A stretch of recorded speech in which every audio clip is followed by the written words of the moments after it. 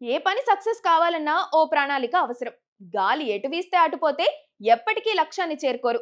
ఓ target పెట్టుకొని దాన్ని సాధించాలంటే స్పష్టమైన విజన్ అవసరం. తెలంగాణ విషయంలో సీఎం రేవంత్ రెడ్డి ఆ విజన్ డాక్యుమెంట్ ను రెడీ చేసుకున్నారు.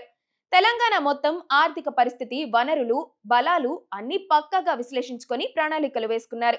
ఈ డాక్యుమెంట్ చూసిన వారెవరికి అతిశయోక్తి అనిపించదు. సాధించగలిగేలానే ఉంటుంది. కానీ దానంతటికి అది అవుతుంది అని అనుకోలేరు.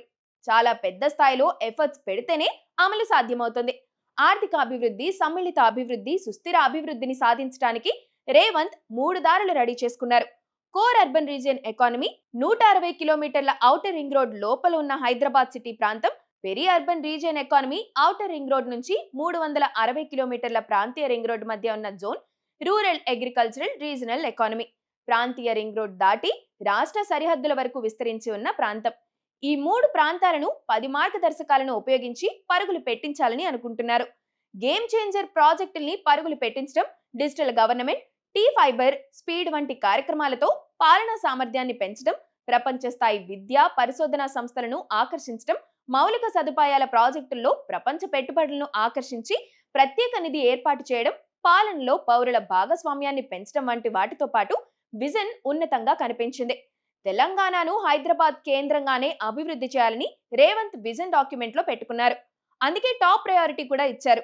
హైదరాబాద్ గ్రోత్ ఇంజిన్ నుంచి వచ్చే ఆదాయాన్ని, వనరుల్ని రాష్ట్రమంతటా విస్తరించి విభిన్న రంగాల్లో అద్భుతమైన ప్రగతి సాధించి 2047 నాటికి 3 ట్రిలియన్ల ఎకానమీని టార్గెట్ చేశారు. ఇప్పటికీ 1 ట్రిలియన్ దగ్గరలో కూడా లేరు. కానీ అది అసాధ్యమేమీ కాదు. దానికి తగ్గట్టుగా పరిస్థితులు కలిసొస్తున్నాయి. దేశంలోనే అతిపెద్ద మెట్రో నగరాల్లో ఒకటిగా ఉన్న హైదరాబాద్ రేవంత్ విజన్ డాక్యుమెంట్ ను ఆచరణలోకి తీసుకురావడానికి ఓ ఇంజన్ లా పనిచేస్తుంది. విజన్ డాక్యుమెంట్ రేవంత్ రెడ్డి తీసుకొచ్చారు కాబట్టి ఖచ్చితంగా వ్యతిరేకించాలని అనుకున్న వారికి నచ్చకపోవచ్చు. కానీ తెలంగాణ ప్రజల ఉన్నతిని కోరుకునే వారికి మాత్రం ఖచ్చితంగా నచ్చుతుంది. అలాంటి ప్రణాళికలు వేసుకోవడంపై వారు ఆశ్చర్యపోరు. కానీ దాన్ని అమల్లోకి తీసుకొచ్చినప్పుడు మాత్రమే నమ్మకం పెంచుకుంటారు. ఎందుకంటే రాజకీయ నేతలు మాటలకే పరిమితం అవుతారు కాబట్టి. ఎవరైనా ఏదైనా చేయాలనుకుంటే తర్వాత ఎన్నికల్లో ప్రజలు ఓడిస్తారు.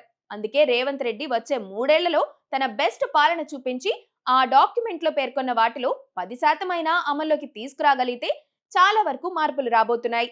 అదే ఆయనను భవిష్యత్ రాజకీయాలకు భరోసా కూడా ఇస్తుంది.